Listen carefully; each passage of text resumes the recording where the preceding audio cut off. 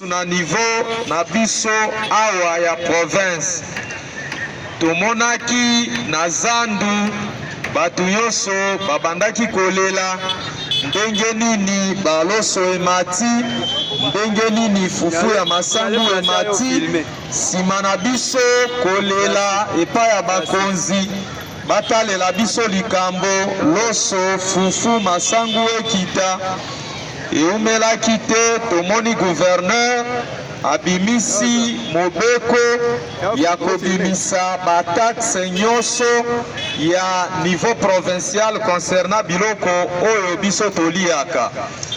Nde epa na biso tolobi lisusu boye ke owana décision wana eresoudre problème ata moko nanu te.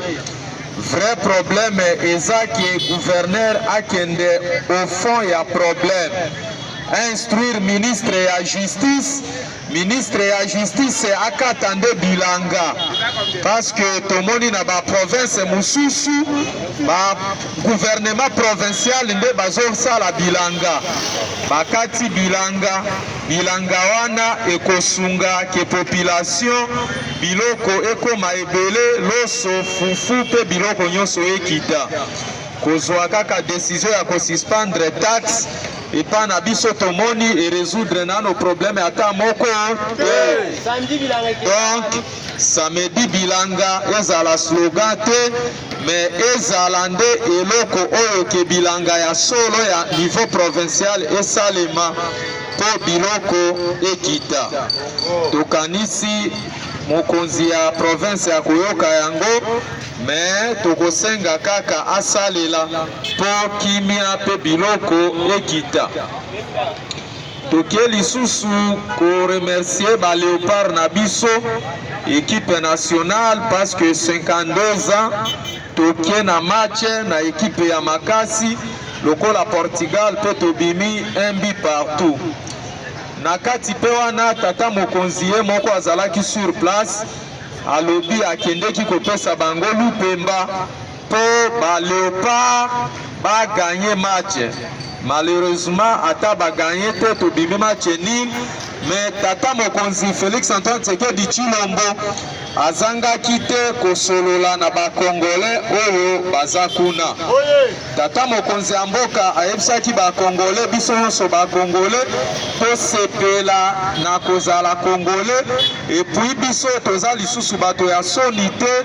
Congo ekomi kongole akomi respecte na mboka nyonso pe place nyonso akozala tozala na kimia. Ake lisusu koloba oyo likambo bato nyonso bazoloba te. Tata mokonzi ya mboka afingi, mokonzi en tant que démocrate akofingi mutu te. Tata mokonzi ya mboka aza bien éduqué, mais eloko alobaki biso nyonso meme pe na Bible balobi biloko ya bato okopesa mbwa te. Eske wana Bible afingi mutu? Epa na biso tolobaka mbwa azalaka mutu nani? Mbwa azalaka mutu oyo alie atondi asanzi sima ya kosanza azongeli nini ale biloko wana. Etoyebi tata wana azalaki rebelle, abomi ba Congolais na fidèle na complicité ya bandeko na ye ba Rwandais. Bakomi awa akomi président de la République 18 ans azongeli lisusu bitumba. Eske wana soki mutu alobi azambwa eske afingi ye?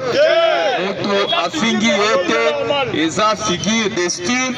Ata biso soki pe mutu azo se comporter mabe babengaka ye nani? Mbwa. Wana eza kofinga te. IDPS viva.